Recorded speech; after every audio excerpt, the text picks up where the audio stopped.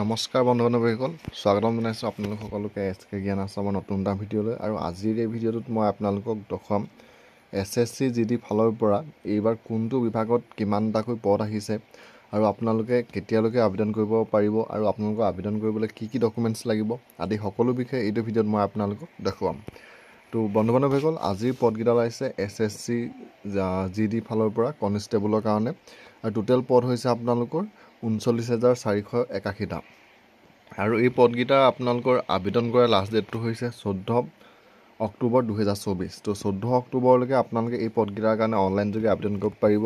আৰু ইয়াৰে আপোনালোকৰ থৈ দিছে যি 39,481টা পদ ওলাইছে, তাৰে আপোনালোকৰ যিহেতু GD পোষ্ট ইয়াৰ আপোনালোকৰ ওলাইছে BSFৰ কাৰণে ওলাইছে, তাৰপিছত আছে CISF, CRPF, ITBP, SSB, SSF, তাৰপিছত ওলাইছে আপোনালোকৰ আসাম ৰাইফল, AR আৰু NCB। আপোনালোকৰ টোটেল এইকেইটা বিভাগত ওলাইছে। আৰু এই পদকেইটা আপোনালোকৰ টোটেল পদ হৈছে 39,481টা। তাৰে আপোনালোকৰ মেল কেণ্ডিডেটৰ কাৰণে ওলাইছে 35,612টা আৰু ফিমেলৰ কাৰণে ওলাইছে 3,869টা পোষ্ট।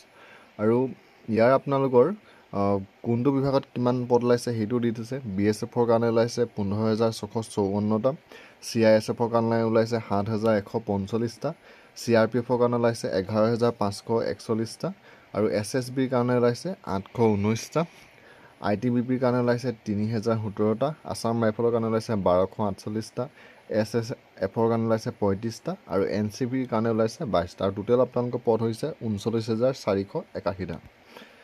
আৰু এই পদকেইটা আপোনালোকৰ পে স্কেলটো কিমান থাকিব সেইটো দি দিছে আপোনালোকৰ 21,700 পৰা 69,100 পৰ্যন্ত।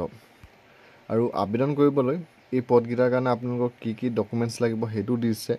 বয়সৰ ক্ষেত্ৰত ধৰিছে আপোনালোকৰ 18 পৰা 23 বছৰৰ ভিতৰত হ'ব লাগিব। যদিহে আপোনালোকে SC বা ST হয় তেতিয়া আপোনালোকে 28 বছৰলৈকে পাৰিব, OBC সকলে 26 বছৰলৈকে পাৰিব, আৰু যদি এক্স ছাৰ্ভিচমেন হয় তেতিয়া আপোনালোকে 26 বছৰলৈকে পাৰিব। শিক্ষাগত অৰ্হতা আপোনালোকৰ এই SSC পদকেইটাৰ কাৰণে মেট্ৰিক পাছ হ'লেই হ'ব, ক্লাছ 10 পাছ হ'লে আপোনালোকে আবেদন কৰিব পাৰিব। আৰু এপ্লিকেশ্যন ফিজটো ইয়াত আপোনালোকে হৈ দিছে। যদিহে আপোনালোক UR বা OBC MOBC হয় তেতিয়া আপোনালোকে দিব লাগিব 100 টকা। আৰু SC ST আৰু ইয়াৰ উপৰি ওমেন কেণ্ডিডেটসকলে আবেদন কৰা মাচুল দিব নালাগে, তেওঁলোকৰ বিনামূলীয়া।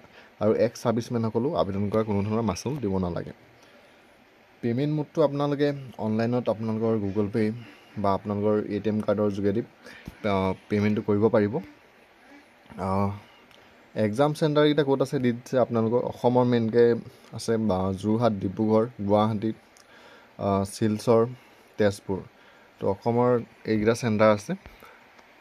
আৰু আপোনালোকে ইয়াৰ আবেদন কৰিবলৈ হ'লে SSC GD যোনটো অফিচিয়েল ৱেবছাইট আছে, এতিয়া যোনটো নতুনকৈ ওলাইছে আপোনালোকৰ, আগৰটোত এপ্লাই নহয়, আপোনালোকে নতুন ৱেবছাইটটোত গৈ 5 ছেপ্টেম্বৰৰ পৰা এই পদকেইটাৰ কাৰণে অনলাইন আবেদন আৰম্ভ হৈছে আৰু লাষ্ট ডেট হৈছে 14 অক্টোবৰ।